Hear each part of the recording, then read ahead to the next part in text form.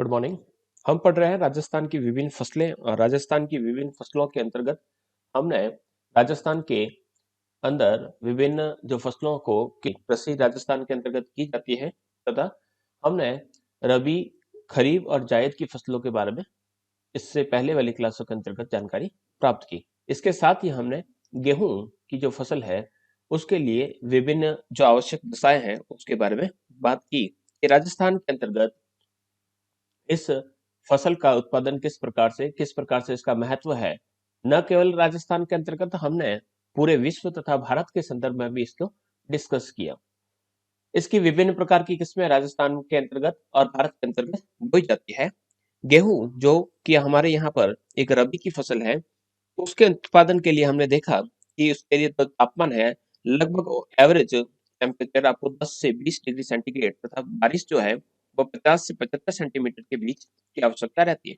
मिट्टी की बात करें तो मिट्टी जो कांपीय प्रकार की हो या दोमट प्रकार की मिट्टी हो वह गेहूं के लिए काफी उपयोगी मानी जाती है। गेहूं को पकते समय यानी जिस समय इसकी जो बाली है वो सुनहरी होने लगती है उस समय मेघ रहित आकाश होना चाहिए, यानी बारिश की संभावना है वो न के बराबर हो तो बारिश जो गेहूं की फसल है वो काफी अच्छी हो सकती है।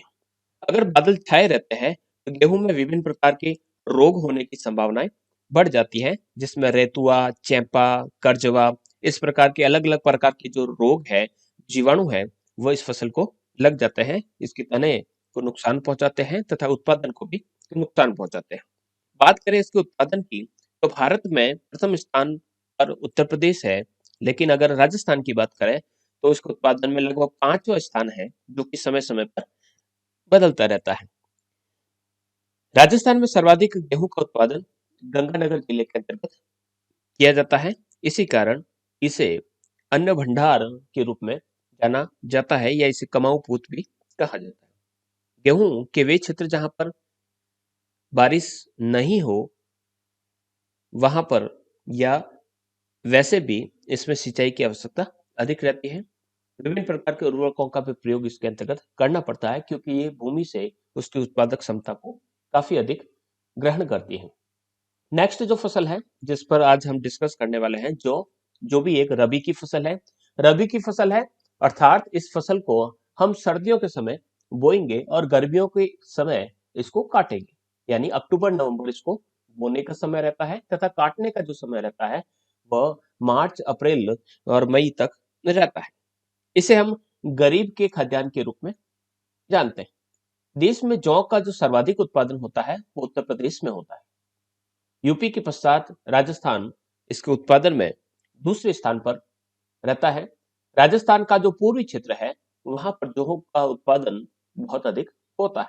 जयपुर जिला जौ के उत्पादन में सबसे पहले स्थान पर अपना स्थान रखता है। इसी प्रकार राजस्थान में प्रमुख किस्मों की बात करें तो यहाँ पर ज्योति राजकिरण तथा RS6 नाम की किस्म यहाँ पर उत्पादित की जाती है। इसके प्रयोग की बात करें कि जो है इस प्रकार से काम में लिया जाता है। कहा जाता है कि प्राचीन समय में जो हमारे पूर्वज हुआ करते थे वो जौ की फसल को एक शक्तिदायक या स्फूर्तिदायक पदार्थ के रूप में प्रयोग करते थे। आज भी जो शरीर से काफी कमजोर है, अगर उन्हें गेहूं की रोटी खिलाई जाए तो कहा जाता है कि वो घोड़ों की तरह दौड़ने लगेगा। और कमजोर जो पशु होते हैं उनको शक्तिशाली बनाने के लिए हम इसको पैलेट्स के रूप में हो या फिर कह सकते हैं कि पशु आहार के रूप में जौ का सेवन करवाते हैं। इसके उत्पादन के लिए तापमान 15 डिग्री से 20 डिग्री के आसपास यानी न्यूनतम तापमान की आवश्यकता रहती है। बारिश की बात करें तो 50 से 75 सेंटीमीटर, जो कि आपकी गेहूं में भी इसी प्रकार की रहती है। और मिट्टी की बात करें तो कांपीय दोमट मिट्टी जो भी गेहूं के समान ही है इसके लिए आवश्यक है। बढ़ते हैं आगे और इसका प्रयोग की बात करें, किस प्रकार से इसका प्रयोग किया जाता है तो इसका प्रयोग औषधियों के रूप में किया जाता है। इसके साथ ही साथ बियर बनाने में या माल्ट बनाने में इसका प्रयोग किया जाता है। अलग अलग प्रकार के माल्ट जौ के बने हुए हमें बाजार में उपलब्ध रहते हैं। आगे बढ़ते हैं। नेक्स्ट जो फसल है वह है ज्वार, जिसे सोरगम या गरीब की रोटी भी कहा जाता है। इसे खाद्यान्न के रूप में प्रयोग किया जाता है। देश में सर्वाधिक ज्वार का अगर बात करें तो महाराष्ट्र में इसका उत्पादन होता है। राजस्थान में इसके उत्पादन में चौथा स्थान देखा जाता है। राजस्थान का जो मध्य भाग है, उस मध्य भाग में ज्वार का सर्वाधिक उत्पादन होता है। अजमेर ज्वार के उत्पादन में प्रथम स्थान पर है। यहाँ पर किस्मों की बात करें तो पीवी 96 नाम की यहाँ पर किस्म उत्पादित की जाती है। राजस्थान में ज्वार अनुसंधान केंद्र वल्लभनगर उदयपुर के अंतर्गत स्थापित किया गया है। बात करें इसके लिए इस प्रकार की जलवायु आवश्यक है। जलवायु इसके लिए शुष्क जलवायु आवश्यक है। शुष्क जलवायु में ये आसानी से उत्पादित किया जा सकता है, लेकिन 40 से 45 सेंटीमीटर बारिश इसके लिए काफी उपयुक्त रहती है। इसके अलावा ज्वार के जो तने होते हैं या जो पत्तियां होती हैं, उससे विभिन्न प्रकार के खाद भी बनाए जाते हैं तथा पशुओं के लिए ये एक पौष्टिक घास के रूप में प्रयोग में लाया जाता है। इसको सीधे ही या फिर इसके छोटे छोटे से टुकड़े कर कर, जिसे हम कुतर कहते हैं, तो कुतर करके या फिर छोटे छोटे से टुकड़े बनाकर थ्रेसर के माध्यम से बीजों को अलग कर दिया जाता है तथा जो छोटे छोटे से जो टुकड़े होते हैं उसे हम पशुओं को पौष्टिक घास के रूप में खिलाते हैं। बढ़ते हैं आगे। नेक्स्ट जो फसल है वो है मक्का। मक्के की बात करें तो मक्का हमें अमूमन कब खाने को मिलता है? तो मक्का अमूमन हमें खाने को मिलता है दीपावली के दिनों में। बात करें यहाँ पर दक्षिणी जो राजस्थान है वो इसका प्रमुख उत्पादक क्षेत्र है। दक्षिणी राजस्थान प्रमुख क्षेत्र किस प्रकार से है? क्योंकि ज्यादातर जो इसके लिए क्लाइमेट या मिट्टी की जो आवश्यक दशाएं हैं वो राजस्थान के दक्षिणी भाग में प्राप्त होती है।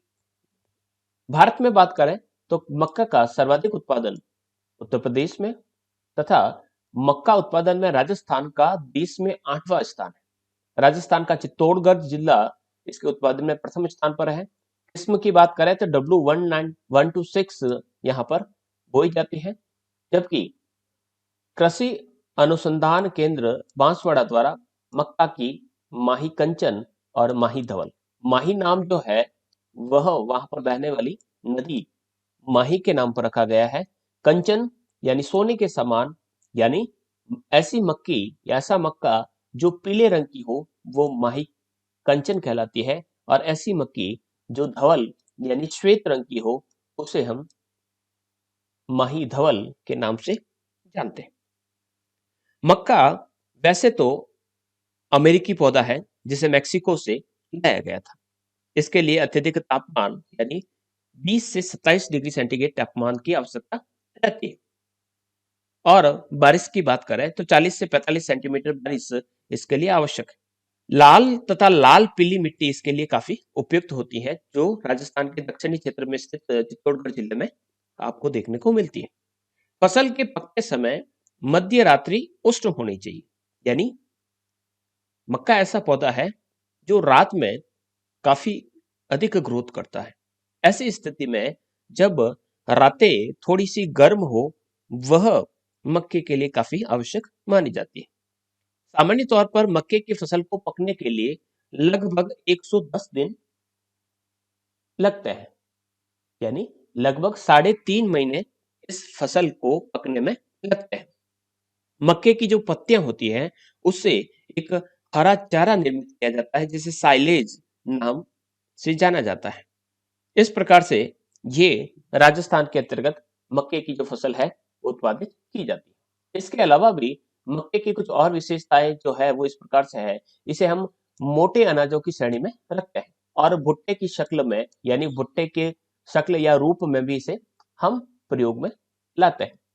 ये मैदानी भागों से लेकर ऊंचे ऊंचे पठारी या पहाड़ी भागों में भी उत्पादित किया जा सकता है। लगभग सभी प्रकार की मिट्टी में उत्पादित किया जा सकता है, लेकिन बलुई दोमट लाल जो मिट्टी है या लाल पीली मिट्टी है इसके लिए लाभदायक है। यह खरीफ की फसल के रूप में, यानी इसे गर्मियों के रूप में या गर्मियों में जब बारिश का समय होता है तब बोया जाता है और सर्दियों के समय इसे काट लिया जाता है। और जहां सिंचाई की अच्छी सुविधाएं हैं, जो बारिश पर निर्भर नहीं रहते हैं, वे रबी और खरीफ दोनों में ही समय से पूर्व, अगेती का अर्थ हो गया कि इसका जो वास्तविक समय है उससे पूर्व इसे उत्पादित किया जाता है। अगेती का लाभ ये होता है कि किसान इससे अत्यधिक लाभ प्राप्त कर पाते हैं, क्योंकि बाजार में जब दूसरों की फसल पहुंचती है उससे पहले ही वह अपनी फसल को पहुंचाकर अत्यधिक लाभ प्राप्त करते हैं। इससे कार्बोहाइड्रेट प्राप्त होता है, बहुउपयोगी फसल है, मनुष्य भी काम में लेता है तथा पशुओं को आहार के रूप में इसे खिलाया जाता है। संयुक्त राज्य अमेरिका में तो पूरा का पूरा मक्का बेल्ट है, कॉर्न बेल्ट। वहां पर सूअरों को खिलाया जाता है ताकि उनका जो चर्बी है वो अत्यधिक बढ़े और मांस के रूप में ज्यादा मात्रा प्राप्त हो। इसे हम चपाती के रूप में, जैसे सोगरे कहते हैं, भुट्टो को सेक कर या जो स्वीट कॉर्न जो होता है उसमें उसको उबाल कर या इसके कॉर्न की जो फ्लैक्स, जो पोहे, जो फ्लैक्स जो होते हैं वो बनाकर इससे पॉपकॉर्न बनाकर या लैया के रूप में इसका प्रयोग किया जाता है। इसके अलावा मक्का का जो प्रयोग है उसका जो वाटर है उसका प्रयोग हम स्टार्च के रूप में भी इसका प्रयोग किया जाता है। तो कार्ड ऑयल और बायोफ्यूल के रूप में भी अब वर्तमान में इसका प्रयोग किया जाने लगा। इस प्रकार से बहुउपयोगी फसल के रूप में मक्के का उत्पादन किया जाता है। लगभग 65% जो मक्का होता है उसका प्रयोग मुर्गियों को या पशु आहार के रूप में खिलाने के लिए किया जाता है। जितना भी जो पशु आहार, चाहे वो गट्टों के रूप में, जो पैलेट्स के रूप में आता है, उसमें आप देखेंगे सूक्ष्म रूप से आपको मक्की के दाने मिलेंगे। इसके साथ ही कुछ सब्जियों के रूप में भी इसे प्रयोग किया जाता है, जिसे आप अच्छी तरीके से जानते हैं। भुट्टा जब काट लिया जाता है तो उसके बाद जो बची हुई जो टहनियाँ होती हैं उसे पौधों जो पशुओं होते हैं उन पशुओं को चारे के रूप में खिलाया जाता है। इसी प्रकार से औद्योगिक दृष्टि से महत्वपूर्ण मक्के में प्रोटीनेक्स, चॉकलेट्स, पैंट्स, स्याही, लोशन, स्टार्च और कोका कोला के लिए कॉर्न सिरप बनाने लगे हैं। बेबी कॉर्न मक्के से प्राप्त होने वाले बिना परागित भुट्टो को कहा जाता है। छोटे छोटे से जो पूर्ण रूप से विकसित नहीं होते हैं दाने, उसको बेबी कॉर्न कहा जाता है। का पौष्टिक मूल्य अन्य सब्जियों से काफी अधिक है। उसकी सब्जी बनाई जाती है और कहा जाता है कि ये जो बेबी कॉर्न होता है ये स्वास्थ्य के लिए काफी लाभदायक होता है। तो इस प्रकार से बहुउपयोगी मक्का, जौ तथा ज्वार के बारे में हमने पढ़ा। कुछ फसलों को आने वाली स्लाइड्स या आने वाली जो क्लास रहेगी उसके अंतर्गत हम पढ़ेंगे। धन्यवाद।